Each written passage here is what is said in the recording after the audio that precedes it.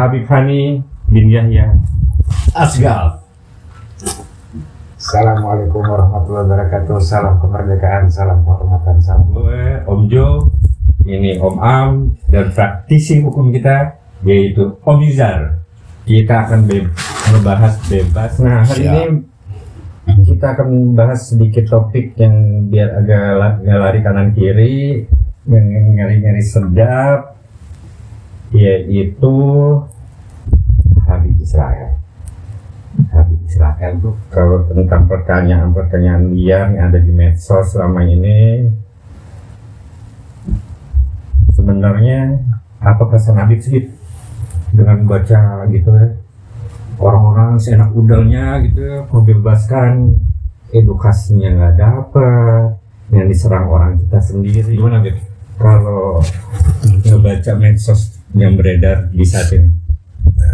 Pertama-tama mau sedikit klarifikasi bahwa saya bukan Habib, karena buat saya Habib itu identik dengan seorang ulama, orang yang sepuh. Saya lebih cocok ayam bebek. Nomor dua, saya ini penganut demokrasi bebas lepas. Artinya kita setiap warga negara Indonesia, pasalnya berapa nih Kang Yus yang lebih ngerti, tapi dilindungi oleh konstitusi untuk bebas berekspresi, bebas berpendapat, bebas menyampaikan pendapat selama itu tidak melanggar hukum dan juga tidak keluar dari asas Pancasila dan Undang-Undang Dasar 45 kita sebagai bangsa. Satu hal lagi, belakangan ini ya, setahun 2 tahun terakhir ini lagi trending mengurai kekentalan kita sebagai satu bangsa. Maksudnya ketika kita berbicara tentang identitas kita sebagai seorang Indonesia, sudah berpecah belah dan sudah menjadi luntur nasionalisme kita. 1928 Sumpah Pemuda, satu bangsa, satu bahasa, satu nusa, satu tanah air, yang akhirnya mengakibatkan satu momen, yaitu momen kemerdekaan yang dari Sabang sampai Merauke. Nah, kalau kita lihat dari Sabang sampai Merauke, etnis dan suku lokal aja ada sekitar 6.000 sekian kalau nggak salah.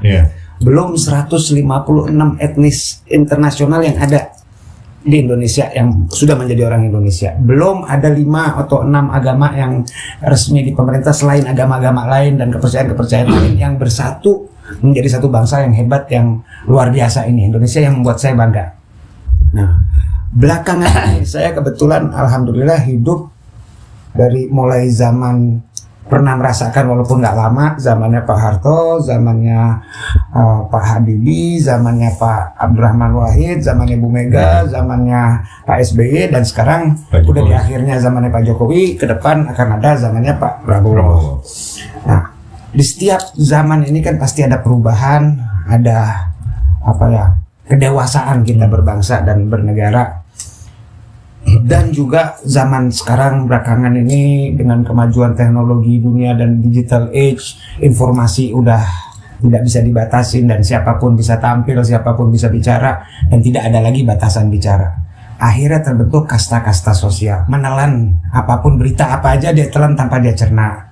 Ada lagi kasta yang dia memperdebatkan setiap informasi yang dia dapat berdasarkan empiris atau dalil atau referensi. Ini juga masih kasta yang di bawah. Di atas lagi ada kasta-kasta yang mungkin tidak punya ijazah, tidak punya data-data akademisi, tapi mereka mempunyai teknik atau cara untuk berpikir, mengolah segala informasi yang dia dapat, masuk, dia pikirkan, dan dia punya kebersihan cara berpikir yang akhirnya menimbulkan satu inovasi atau kreativitas.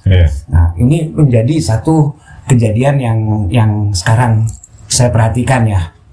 Dan juga kita punya keistimewaan sebagai bangsa Indonesia ini adalah kita punya kelebihan yang di bangsa-bangsa lain nggak pernah. Apa tuh? Kebetulan saya dulu pernah jadi wartawan dan saya alhamdulillah pernah pergi ke 82 negara. Nah, saya membuat personal research tentang penyakit bangsa. Nah, di Indonesia punya ada satu penyakit yang di bangsa-bangsa lain nggak ada, yaitu penyakit latah. Latah. Nah, latah ini ada yang latah karena unsur mental illness, ada yang latah karena ikut-ikutan, ada yang latah komunal. Jadi cepat trendingnya. Jadi kalau ada satu orang ngomong ini lagi ngetop Habib ini, semua orang ke Habib ini. Atau kalau lagi ngomong, oh ini isunya seperti sekarang lagi isu apa yang sekarang lagi hot ini? Palestina, semua orang cerita Palestina. Nanti besok ada isu apa? Rata merata. Nah ini adalah menurut saya adalah sebuah penyakit bangsa. Karena kita ada 270 juta, populasi sekitar 270 juta, alangkah kerennya kalau kita punya berbagai macam wacana, berbagai macam berpikiran segala macam dalam satu kerangka kebinekaan Tunggal Ika, dalam satu kerangka kepancasilaan, satu kerangka UUD 45, dan dalam arti kata bahwa di atas segalanya adalah merah putih. Habib, bukannya besok itu akan memperingati tanggal 7 itu memperingati apa, Bu? Nah, ini yang sekarang lagi santer ya, lagi santer, dan ini isu yang mungkin menjadi satu bahan bacaan semua pemimpin dunia di pagi hari Melek ini yang mereka baca sekarang ini ya, mungkin saatnya ini. Dan dunia dalam keadaan yang tidak baik saja. Apalagi Indonesia.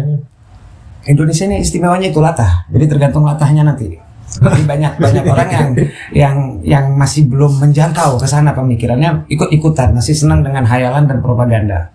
Mitos-mitosan ini masih laku, bahwa nanti akan ada Imam Mahdi turun dan nanti Dajjal dibunuh, masih terekam clear.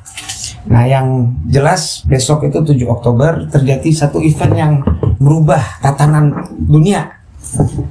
Nah, ini satu saya mau petik, satu sebenarnya sih kalau mau dibilang unek-unek atau komplain bukan juga, yang namanya hak orang mengambil satu wacana ya. 7 Oktober 2023 terjadi penyerangan dari pihak Hamas ke wilayah Israel. Kebetulan tanggal 7 Oktober itu jatuh pada tanggal 1 Rabiul Awal tahun 2023, 1445 kalau nggak salah ya. Ini hari 1446 ya. Kalau nggak salah tahun lalu itu pas 1 Rabiul Awal. Saya nggak ingat siapa, tapi ada satu tokoh agama yang langsung mengeluarkan statement, Alhamdulillah atas penyerangan kepada Israel, yang ini merupakan hadiah ulang tahun bagi Kanjeng Baginda Rasulullah SAW. Nah hari itu saya ngambil analisa, kalau orang Jawa bilang pure hati saya. Analisa saya ketika kejadian serangan seperti itu, dan itu saya sempat bicara dengan istri dan anak saya pada kejadian hari momen kejadian 7 Oktober, bahwa akan ada banyak orang yang mati, akan banyak ada kehancuran, akan banyak ada orang yang terusir dari wilayah. Walaupun mereka semua bilang nggak mungkin, ini saatnya Israel akan hancur. Nggak seperti itu rumusnya. Nggak semudah itu juga. Nggak semudah itu. Nah sekarang kita udah mau maju 1 tahun lagi ke 7 Oktober 2024, yang kebetulan kita ini sekarang masuk di Rabiul Thani ya, bulan Rabiul Thani. Saya membuat satu halusinasi atau bukan halusinasi semacam analogi ya. Seandainya tahun lalu merupakan hadiah ulang tahun buat Rasulullah SAW dengan penyerangan terhadap Israel, bagaimana tahun ini? Apa hadiah yang kita berikan kepada Rasulullah SAW dengan berpuluh-puluh ribu orang Palestina yang meninggal, yang ada di Gaza, di Libanon, di Israel, di Yaman, dan sebentar lagi ini 1-2 hari ini akan terjadi peperangan yang di Iran yang akan meluas ini perang. Apakah yang menjadi pertanyaan buat saya? Apa bedanya bayi Israel, bayi Palestina, bayi Afrika, bayi India, bayi Cina, sama bayi Indonesia? Semua ini manusia. Dan kalau kita memberikan satu hadiah kepada Kanjeng Baginda Rasulullah sesuai dengan posisinya beliau yang merupakan rahmatan lil alamin, pecinta, pengasih, penyayang, tidak ada setitik pun rasa kebencian di hatinya Kanjeng Baginda Rasulullah. Nah ini hari yang dikedepankan kebencian. Tanpa kebencian itu berarti kita tidak masuk di dalam kelompok orang yang benar. Nah ini kan ada diplesetkan roh kebenaran itu sendiri. Jadi kalau ini hari ada seseorang yang tidak turun ke jalan atau bela Palestina atau bela mengutuk atau memvonis Israel, maka dia adalah orang jahat. Dan dia adalah seorang antek, dan dia adalah seorang yang dajjal, yang setan, yang ini dan kita cenderung menjadi satu kebencian. Kita hidupkan ini tadi kebencian tadi. Masalah suka atau tidak suka, demen atau nggak demen itu hak setiap manusia. Tapi yang jelas di dalam satu hati tidak mungkin ada cinta dan benci bergabung. Saya cinta sama ini, saya benci sama ini, nggak bisa.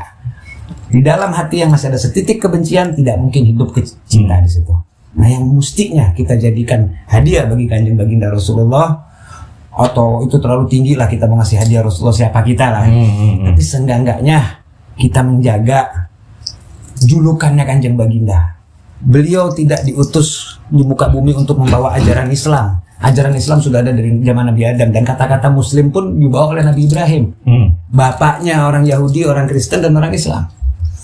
Kalau kita mau kembalikan ke belakangnya, nah, Rasulullah bilang saya diutus untuk menyempurnakan akhlak. Akhlak ini apa sih? Bukan adab, bukan etika, tapi akhlak ini lebih kepada huluk, kepada manusia, kepada huluk ya, kepada makhluk ciptaan. Makanya sempat pernah ada zaman yang dimana perdebatan yang mengatakan mana buku atau pelajaran tentang akhlak, dan tidak bisa ada satupun ulama yang menentukan akhlak itu seperti ini loh, tidak bisa.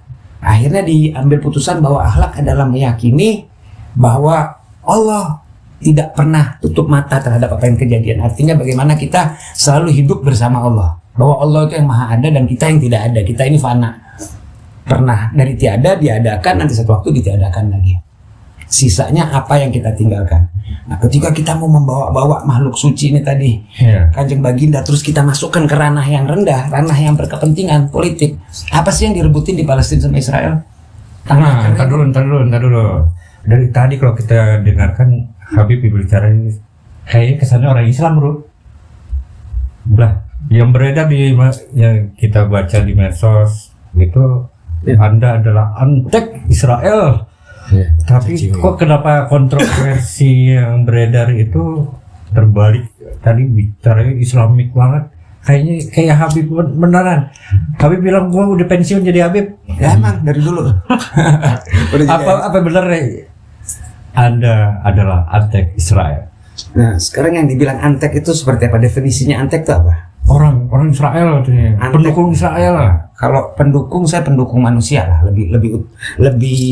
Lebih cocoknya saya mendukung humanitarian, manusia secara umumnya. Saya tidak mandang bulu ini orang bangsanya apa, sukunya apa, warganya apa. Dia manusia, saya pendukung manusia. Saya pecinta manusia. Karena memang saya kurang suka sama hewan. Saya nggak punya piaraan binatang apa segala macam. Saya nggak dekat sama hewan. Walaupun tidak ada masalah ya, tidak punya niat untuk mengganggu hewan, tapi saya pecinta manusia. Kebetulan saya sudah pergi ke banyak negara tadi yang saya ungkapin. Nah, saya udah banyak berkenalan dengan berbagai macam etnis, suku segala macam. Saya ngeliat setiap bangsa, setiap manusia ada lebihnya, ada kurangnya. Ya itulah perbedaan antar manusia yang bagaimana kita cari persamaannya di mana, perbedaannya di mana. Perbedaannya nggak usah kita pikirin, persamaannya yang kita dekatin. Nah, nomor 2. Kita mungkin seumuran ini ya Om Jo. Ketika kita masih muda di Jakarta ini, terutama ya kita masih kecil-kecil, kalau kita ketemu orang yang matanya agak sipit, Cina, Arab, biasa, cuek ada tuh buat bercandaan, anjing lo bercanda. Coba sekarang sedikit, pencemaran nama baik, kita kayak kehilangan rasa sense of humor, dibilang rasis langsung rame, langsung gini. Padahal santai aja, dibawa slow gitu. Kenapa nggak bisa semua tegang, dikit-dikit gas, dikit-dikit dan kalau perhatiin masang muka saya di satu konten, dia dapat viewer dan asik untuk maki-maki saya, dapat viewer, ujungnya apa? Dapat duit kan nanti kalau banyak subscribernya kan dapat duit. Jadi muka saya alhamdulillah. Makanya kalau tadi ditanya bagaimana pandangan saya, perasaan saya terhadap orang-orang yang istilahnya memaki atau ngatain saya atau mencemarkan atau berusaha membunuh karakter, buat saya adalah satu sedekah, alhamdulillah. Nah, itu jadi ladang amalnya. Jadi satu ladang amal. Nomor 2, saya diceritain oleh orang-orang yang mengerti ilmu agama lebih dari saya, dikatakan bahwa yang menyebar fitnah adalah orang zalim, yang mempercayai fitnah adalah orang bodoh, dan yang difitnah ditransfer dosanya ke yang penyebar fitnah tadi. Nah, saya ngukur-ngukur dosa saya ini, kalau saya hitung-hitung terlalu banyak. Mungkin kalau kita kumpulin ini semua saya juara di bidang dosa. Nah, untuk beristighfar atau bertobat, walaupun saya sering dikasih motivasi bahwa Tuhan Maha Pemaaf, selama kita tobat kita akan diampunin dan segala macam, tapi kan tetap namanya manusia ada kekhawatiran, apakah diterima saya punya maaf. Tapi dengan seringnya difitnah, alhamdulillah saya senang, karena itu secara nggak langsung ada pakai kiris gitu dosa saya, jadi nggak repot. Nomor 2, alhamdulillah juga mereka bisa makan. Nah, mereka bisa dapat duit, bisa segala macam. Mudah-mudahan dari hasil duit dan maki-maki itu membuat mereka bermanfaat buat keluarga mereka, buat anaknya dan segala macam kebutuhannya.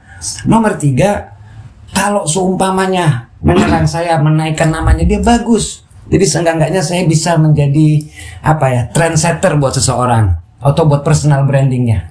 Lah tapi ini nggak di setting sama Habib biar jadi Habib ada pencitraan atau brand?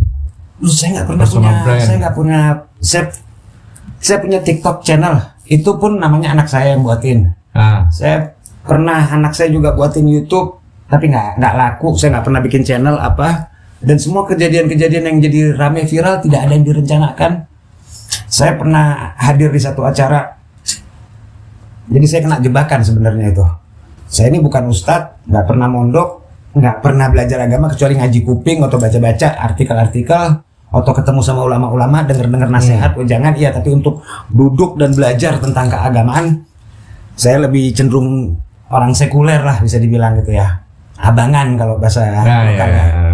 Nah, saya suka memang spiritual, bukan supranatural ya, spiritual. Saya senang meditasi, saya kebetulan juga pernah belajar tantra dan meditasi. Saya masih ada beberapa kali saya ngajar di komunitas-komunitas meditasi lah ya, saya ngajar meditasi dan lain-lain. Saya memang punya hobi di bidang itu, tapi bukan di bidang dakwah atau penceramah. Nah, sekali waktu ini terjadi 2 tahun yang lalu, saya diundang sama teman saya, dipaksa sih sebenarnya karena saya minta tolong sama dia tentang sesuatu. Habis itu dia bilang pokoknya sekarang harus gantian saya harus datang ke dia. Tiba-tiba saya datang ke satu tempat, manusia segitu penuhnya. Setelah segitu penuhnya saya kaget, ada apaan ini cerita ini sini. Dan saya datang biasa dengan gaya saya, nggak pernah berubah. Tiba-tiba saya dibawa masuk ke yang punya acara itu, dibilang, Habib, jadi begini kita mau bikin acara dan lain-lain, panjang lebar. Kita dapat mimpi bahwa nanti ada seorang gondrong, tatoan segala macam. Nah, dia yang suruh ceramah. Saya bilang ini bercanda. Saya nggak pernah ceramah, seumur hidup nggak pernah ceramah, nggak ngerti caranya ceramah dan bukan bidang saya. Nah, itu nggak demam panggung? Demam sih, demam. Kalau ngomong kaki saya sih gemeteran, tetek ya orang udah mau di. Soalnya kalau kita dengar para artis itu kalau dia mau akan naik ke atas panggung tetap ada dia Nervous lah. Pasti. Nggak bisa. Apa emang manusiawi seperti itu ya? Pastinya Pak. Apalagi yang buat newbie yang baru pertama kali naik ke atas panggung podium. Tempat yang saya masuk itu tempat yang pas saya pertama kali ceramah itu di Cilongo, Pasar Kemis. Itu berapa? Ada mungkin 1 juta hadirin itu.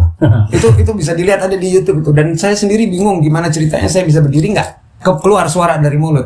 Karena biasanya kalau tegang orang kan nggak bisa ngomong. Nggak bisa ngomong. Iya. Panic attack. Nah, waktu itu saya dapat pertolongan ya. Pertolongan itu saya kirim tawasul, saya Fatihah kepada Kanjeng Baginda. Saya Fatihah kepada Sohibul Hallnya Syekh Abdul Qadir Jailani. Terus saya Fatihah kepada Aba Ucinya yang punya yang mimpiin ke adik-adiknya yang saya suruh hadir itu. Yang keempat saya Fatihah kepada orang yang saya paling cinta yang masih hidup di dunia ini sekarang, Habib Lutfi. Kalau dibilang Habib Israel kok ngirim Al-Fatihah, ngirim apa nggak nyambung ya? Rasa nggak nyambung yang beredar Itu kan pembenci aja. Jadi dulu zaman hater. kita masih ABG dulu pakai anting-anting, pakai salib. Apakah kita harus identik dengan Kristen walaupun salib adalah lambangannya Kristen? Dulu banyak orang pakai anting-anting salib, biasa. Saya juga, dan itu tidak dan itu bukan sesuatu yang mengidentifikasikan orang terhadap komunitas tertentu. Itu suatu seni. Katanya gini, bercanda sama akidah. Kalau sama akidah jangan bercanda katanya. Kan akidahnya dia, bukan akidah saya. Keimanan mah nggak ngefek ya. Akidah saya Pancasila, Pak. Ketuhanan yang Maha Esa. Jadi Tuhan yang Maha Esa. Tauhid sudah ke Tuhan. Nah, kebetulan saya senang, kalau saya ini gelang-gelangan kalung-kalungan dari kecil. Saya pakai anting-anting dari umur 9 tahun. Nah, salah satu kalung yang saya sering pakai itu ini. Kebetulan bintang Israel. Langsung nih jadi antek Zionis gara-gara kalung ini. Ini belinya di Tokopedia. Oh, cikal bakal sih gara-gara ini.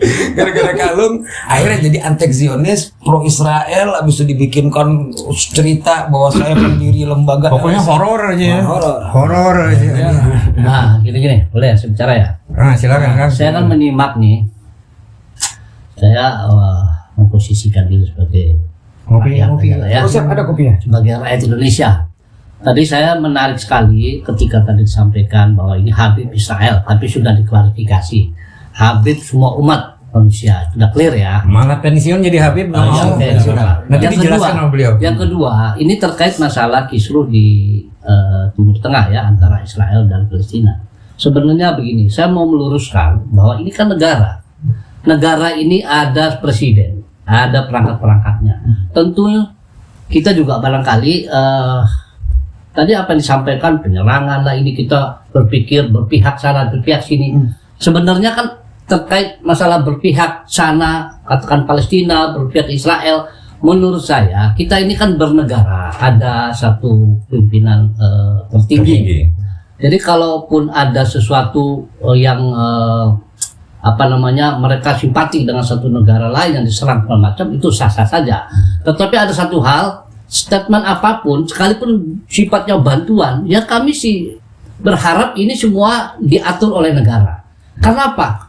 Jangan sampai nanti masyarakat yang sekian banyak yang tadi yang bilang ada strata dungu kan gitu, mereka begitu diberikan semangat oleh salah satu, barangkali saya katakan oknum aja lah, karena ini kan mereka menyampaikan sesuatu tidak berpikir dampaknya kepada kemanusiaan, dampaknya kepada penilaian negara pada negara kita, rakyat kita. Nah disinilah peranan suatu negara. Berarti apapun statement-statement yang diberikan oleh seorang yang mempunyai massa sekian banyak, apakah itu simpati kepada Israel, apakah simpati kepada Palestina, saya tidak masuk wilayah itu, tapi yang jelas adalah ini Indonesia. Terima kasih, keren sekali. Ya, ya.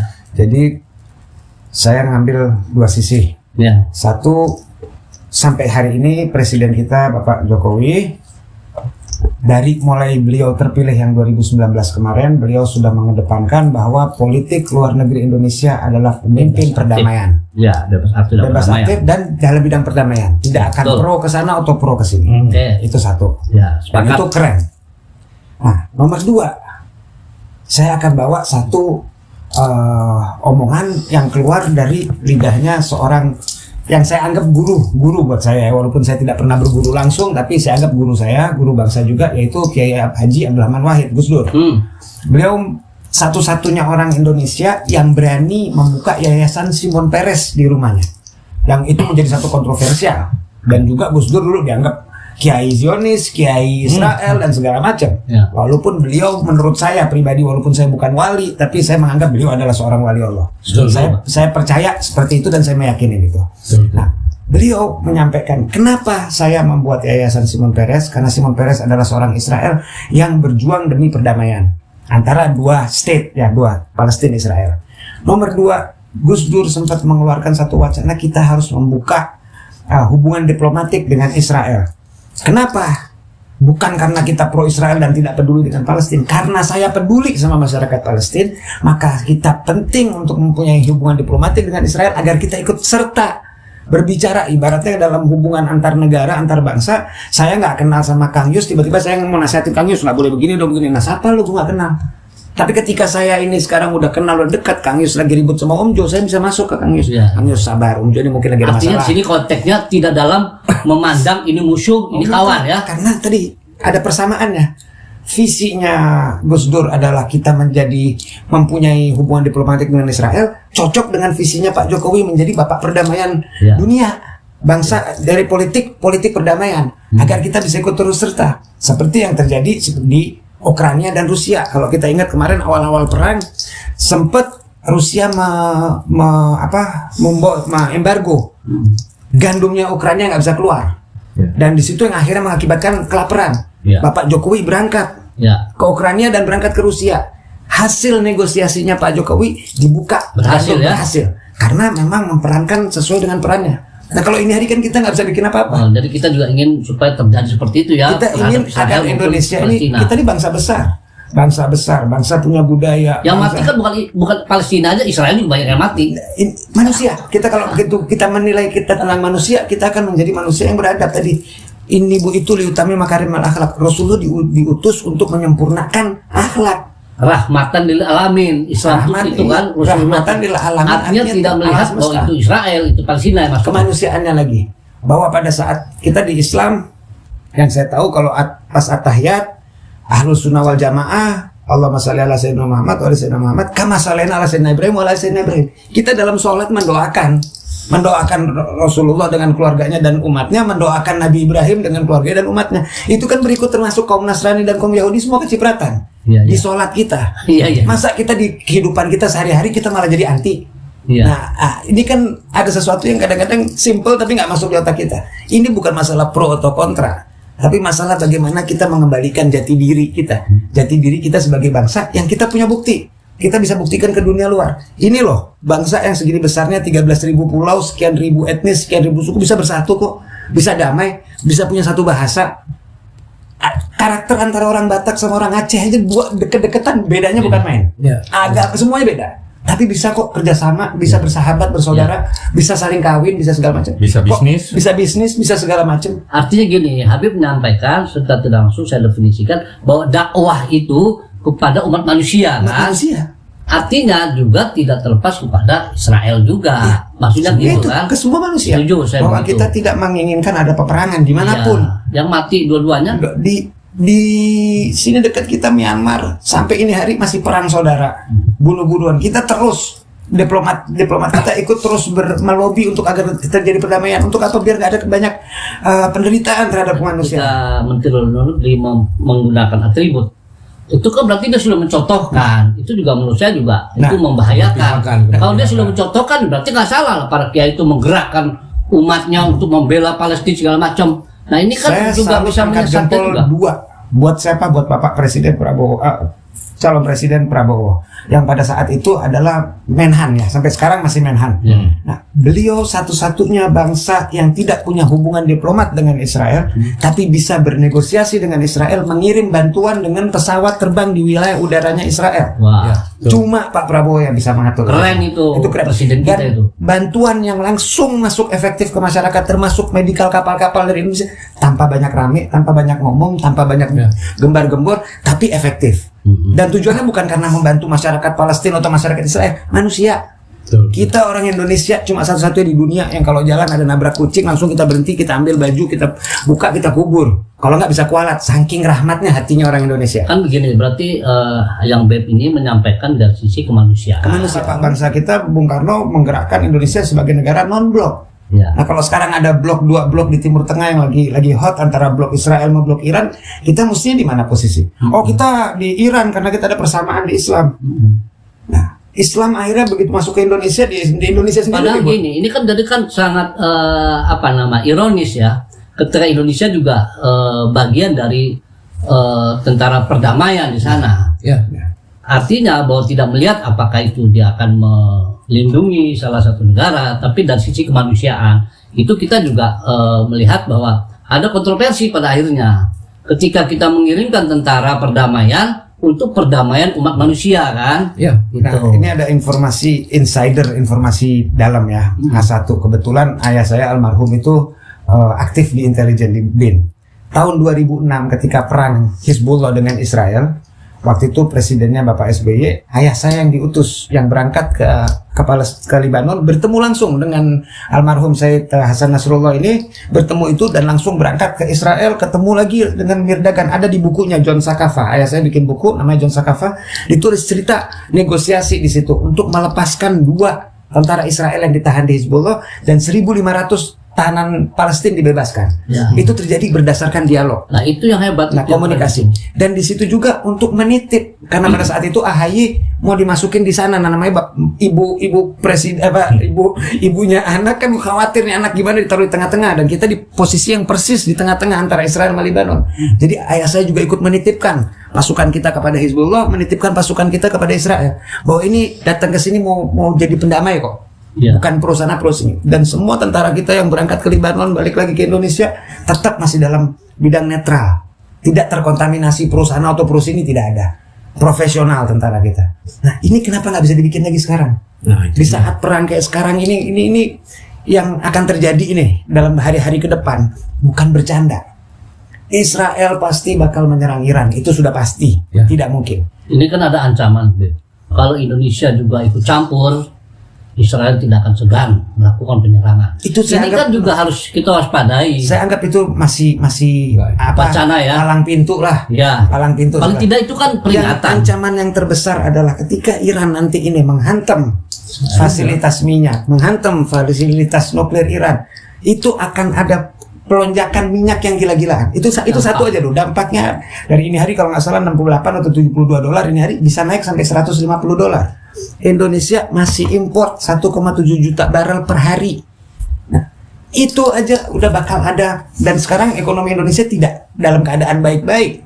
Banyak orang susah. Dengan adanya itu harga pangan dan segala macam akan melonjak. Dan dengan pukulan seperti itu akan berhenti, maritim semua akan berhenti. Akhirnya ekspor impor kita juga akan terganggu. Supply and demand semua dunia akan terganggu. Ini semua di dunia semua lagi tegang. Kok kita masih sibuk urusan pro sana pro sini? Apa yang kita udah siapin? Program lumbung padi masih belum berjalan, masih dalam proses. Belum siap, kita ini belum swasembada pangan. Masih banyak bahan-bahan pangan yang masih impor. Nah, karena apa? Karena kita terlalu disibukkan oleh propaganda-propaganda yang tidak ada kepentingan sama kita. Saya kemarin ke Tegal, sampai di Tegal ada seorang petani datang sama saya ditaruh di rumahnya. Beb, saya bisnis pertanian beras dan segala macam, dan juga dia punya bawang dan segala macam. Nih gimana? Bilang, wah hebat sekali. Terus dia, Beb, saya mau nanya, Beb, ini gimana sih, Beb, masalah polemik antara Habib segala macam, masalah nasab? Saya bilang, saya nggak pernah ngurusin nasab, saya ngurusin nasib. Nah, saya harap ente juga ngurusin nasib. Ngapain ngurusin nasab? Bagaimana beras ente bagus, bagaimana bawang ente bagus, bagaimana ini nanti marketnya lebih bagus, bagaimana ente bisa mendidik anak muda-muda agar mau turun ke sawah, agar petani adalah profesi yang mulia yang bisa serentak, daripada ngurusin nasab yang gak ada urusan. Iya benar, tidak ada Habib itu palsu semua segala. Manfaatnya apa buat kita? Oh enggak, Habib itu benar. Apa manfaat buat kita? Sekarang bukan masalah benar atau tidak benar. Manfaat kontribusi terhadap bangsa yang kita cintain ini apa? Ini hari kita dalam keadaan yang tidak baik-baik. Mau ada transisi dimanapun dunia manapun, ketika ada transisi itu ada masa wait and see, namanya masa yang orang semua masih melihat dulu bagaimana sistemnya, siapa yang nanti akan menjadi pengelola negara kita yang akan datang. Kita tahu Pak Prabowo luar biasa, tapi nanti kan di kabinetnya, di kementeriannya, sistemnya dan bagaimana janji-janjinya yang harus ditepatin. Lalu ini masih ada proses waktu. Sedangkan bayar token terlambat bunyi titit-titit. Beras nggak bisa nunggu, harus ada 1,5 liter sehari buat standar makan, minum, anak sekolah, bayar, kesehatan dan lain-lain. Walaupun ada BPJS, walaupun ada surat miskin dan segala macam, tapi kenyataan realita di lapangan kita masih berkejar terhadap kebutuhan sehari-hari. Saya alhamdulillah mulai minggu yang lalu buka satu kegiatan kantor di Thailand untuk bidang ekspor dan impor. Karena apa saya ambil langkah ke sana, dan itu dengan istilahnya jual-jual emas istri dan lain-lain ya, untuk modal bisa berangkat ke sana. Karena ada kegagalan kita dari negara tadi. Regulasi yang akhirnya menyebabkan produk-produk Indonesia susah keluar. Saya masih belum bisa terima produk kulit Indonesia adalah produk yang terbaik, yang mestinya sekarang ini udah masuk ke Eropa Timur karena udah mau masuk musim dingin. Kulit Indonesia top, desain Indonesia top, harga masuk di pasar, tapi kita tidak bisa ekspor. Karena apa? Karena kita tidak punya kuota, yang punya Malaysia dan Singapura. Nah, saya kadang-kadang suka buat anekdot, bercandaannya menterinya mainnya di pasar ngurusin harga beras, harga bawang, cabai. Itu kan urusan biar bisa dikerjain sama dirjennya, sama siapa yang ngerjain. Menteri mesti bermain di luar. Kita mesti menjadi bangsa global, pemain internasional. Nggak terus kita di dalam. Nah, saya selalu suka buat bercandaan bahwa ada 3 makom atau 3 derajat orang itu, derajat menuju kehancuran. Pertama, derajat yang paling bawah adalah namanya derajat lebay. Nah, ini lebay-lebayan, lu over, mau pro Palestina, pro Israel, urusannya apa lu siapa? Mau siap, mau berangkat, mau jihad, mau kesana, udah jalan. Lu tahu orang Palestina terowongan ngadepin roket nih. Saya sempat ketemu sama ada pendekar-pendekar, Beb, kita udah siap, kita udah diisi semua sama orang, udah kebol dibacok, nggak laku di sana. Lo mau pakai bacok-bacokan, kalau namanya kena roket nggak kenal itu bacokan, mati di tempat. Dan kita bukan kena udaranya udah nggak kuat, panasnya panas banget, dinginnya dingin banget. Nah, ini lebay. Nah, kalau lebay ini tidak segera disadari, kita akhirnya naik ke derajat yang namanya derajat pencitraan. Untuk agar kita dibilang orang yang benar dan orang yang berperilaku baik, artinya kita harus berpakaian yang islami dengan serban, atau kita akan berbicara pro Palestina agar kita diterima di sosial sebagai seseorang yang berada di pihak yang benar. Ini pencitraan tadi. Nah, kalau pencitraan ini tidak disadarin juga, dia akan masuk ke ranah yang namanya munafik. Nah, kalau udah masuk di ranah munafik ini penyakitnya lebih keras daripada HIV. susah Di diobatin. agama pun juga nggak Di diterima. agama pun katanya orang munafik ini apa baraknya api neraka katanya atau Iya. apa. Sedangkan kekafiran atau saya nggak bilang kafir itu artinya non muslim ya, tapi kalau kafir itu artinya yang tidak bertuhan. Itu masih dikasih kesempatan sama Tuhan mendapat hidayat. Tapi kalau munafik ini tidak akan ada hidayat. Nah ini fenomena ini yang harus kita perhatiin dan sadarin. Bukan kata Hani atau bukan kata Kang Yus, tapi ini loh yang kita lihat. Lebaynya banyak.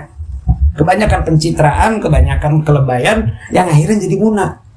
Contohnya salah satu yang kita kemarin bahas, kita bangsa yang sudah punya budaya, sudah punya ilmu, sudah punya segala macam. Kenapa nggak kita restorasi dan kita reservasi yang ada daripada kita ikut-ikutan?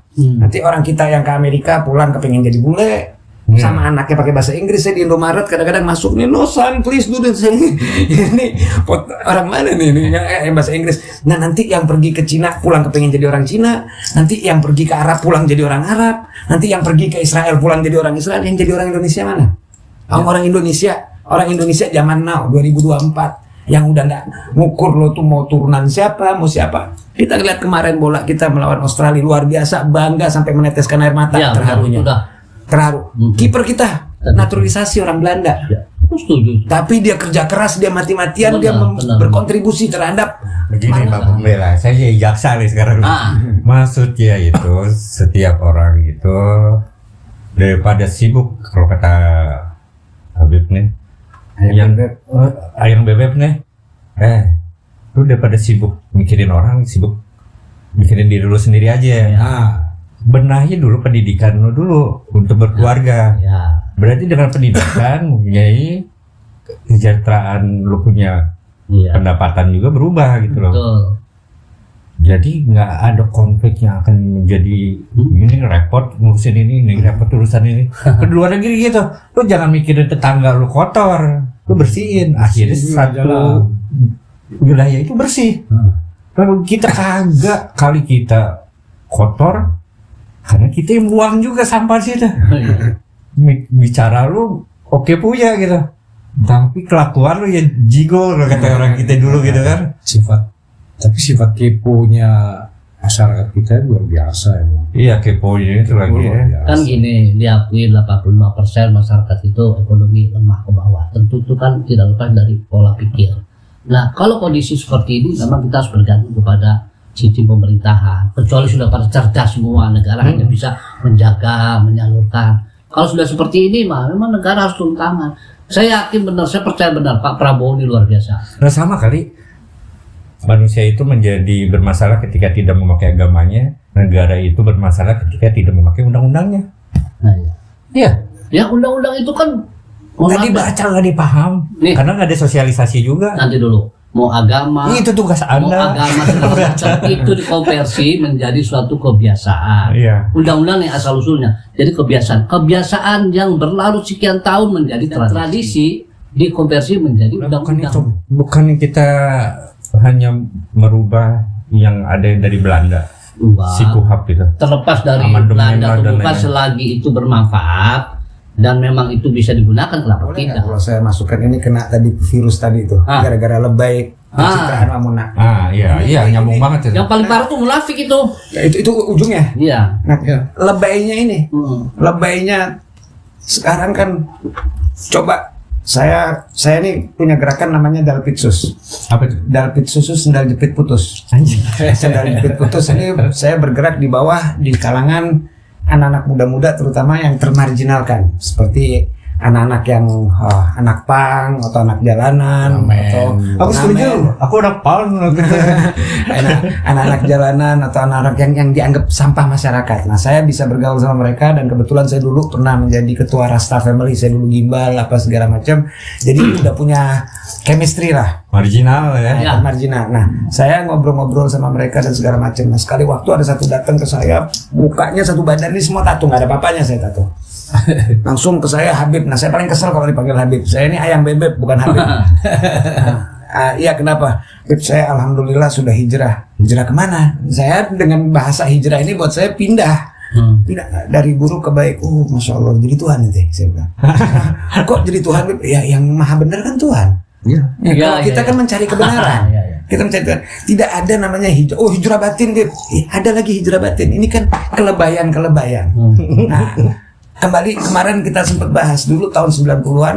Saya kalau mau deketin cewek dengan susah payah, begitu itu pun harus ngapel ke rumahnya dan duduk di rumahnya ditonton sama bapak ibunya, diliatin dan segala macam. Dan itu cewek pakai celana pendek dan pakai rok mini, tidak pakai hijab, tidak pakai apa, ngobrol-ngobrol. Paling kalau boleh jalan itu pun pergi nonton. Dan itu ada pengawalnya. Dan kalau ngapel lebih dari jam 8 malam udah ditungguin sama anak muda-muda di kampung situ. Bisa dikepukin.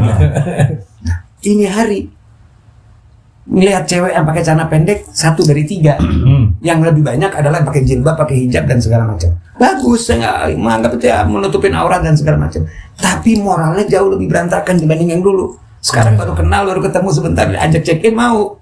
Tuh. Dan itu udah Jadi kayak kesannya Muna. Dan Muna karena udah masuk ke sini tadi ada bahasa hijrah nih tadi. Jadi dia berhijab dan berjilbab bukan karena dia mau menutupin aurat, tapi bagaimana pandangan orang. Hilangnya jati diri. Kenapa sih nggak mau jadi inilah gua? Ini begini. Yang penting gua nggak ganggu orang, nggak buat sesuatu, nggak merugikan siapa-siapa. Kenapa mesti takut menjadi diri sendiri? Ada jaim lah, ada apa lah istilah-istilah. Itu tadi Lebay. Dimulainya pasti lebay. dari lebay semua emang. Gradasi moral suatu bangsa itu beradab karena adatnya yang dijaga. Hilangnya suatu bangsa karena hilangnya budayanya. Ya, tadi sempat saya mau sampaikan tapi belum sempat, yaitu Agustus 45 kalau nggak salah mereka sebelumnya ya, Hiroshima Nagasaki di atom hancur itu. Jepang dalam keadaan hancur, kalah perang, dilucutin persenjataannya, bisa dibilang dijajah lah, habis selesai. Sedangkan di saat yang sama kita mendeklarasikan proklamasi kemerdekaan. Setelah 79 tahun, lihat Jepang di mana dan Indonesia di mana. Apa permasalahannya? Kok Indonesia masih tetap seperti kayak jalan di tempat? Kemajuan banyak, cuma tidak sebanding dengan Jepang.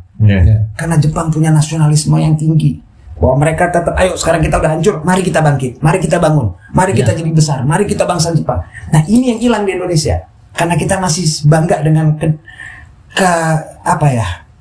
kalau bahasa Arabnya itu abna'ul qaryah, bangga dengan kedesaannya. Oh, pedesaan. Bagus hilarisasi, bagus kita bangga sama desa. Tapi kita di kampung, sibuk dengan kampung, tidak lagi merasa bahwa saya orang Indonesia. Kampung saya itu dari Sabang sampai Merauke, ini semua kampung saya. Dimanapun saya pergi, saya orang situ.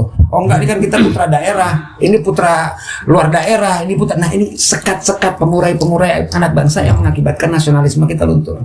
Oh berarti divide et impera itu berhasil sampai sekarang. Dan ya kalau orang bilang tuh gagal move on. Kita tuh gagal move on, nggak move on. Kalau terpecah-pecah. Iya, tetap dipakai tuh divide et impera secara tidak sadar, terwarisi, dan akhirnya menjadi generasi yang dibilang Indonesia IQ terendah. Itu memang kenyataan. Sampai orang bilang akan sama dengan IQ-nya kera. Ya sekarang gini aja. Oke Bro Renses, kita break dulu di sesi 1 ini dan kita akan lanjutkan dengan tetap bersama dengan Habib kontroversial atau Ayam Bebek. Dia nggak mau pensiun udah. Habib Pensiun dari pensiun. Mempermasalahin tentang Habib. nggak selesai. Nggak laku sama dia. Lu bilang dia Zionis Israel, nggak laku, lu makan aja sendiri. Nah, nanti kita ketemu lagi tetap dengan Habib, Hani, dan Friends.